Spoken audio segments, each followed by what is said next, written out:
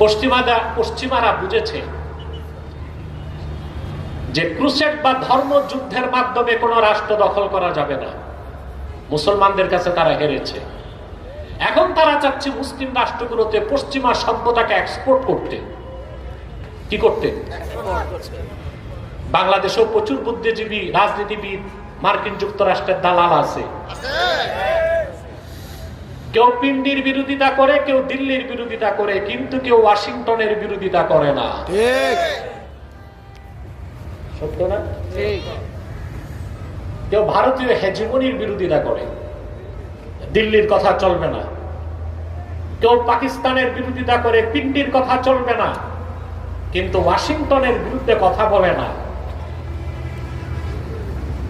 সত্যিকার দেশপ্রেমিক ইমানদারদের ন্যারেটিভ একটাই, বাংলাদেশ কি দিল্লি কি পিন্ডি কি ওয়াশিংটন কোন রাষ্ট্রের অনুগত হয়ে চলবে না। বাংলাদেশ চলবে বাংলাদেশের নীতিতে। এই কথা বলার মতো একজন রাজনৈতিক দুঃসাহসী নেতা 54 বছরে বাংলাদেশ পায় না। এটাই হচ্ছে বাংলাদেশের আসল ক্রাইসিস। কথা বুঝতে পারছেন? পশ্চিমারা অসভ্য, গণতন্ত্রের বুলি মুখে আওড়ায়, গণতন্ত্রের সম্মান তাদের কাছে নাই। নারীর অধিকারের কথা তারা মুখে বলে।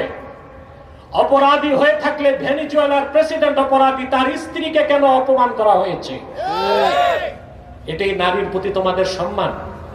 এটাই নারীর প্রতি তোমাদের মর্যাদা? প্রকৃতপক্ষে পশ্চিমারা সভ্যতার খোলসে চুরি, ডাকাতি, ছিনতাই, লুটতরাজ, অসভ্যতা সারা বিশ্বব্যাপী করে যাচ্ছে।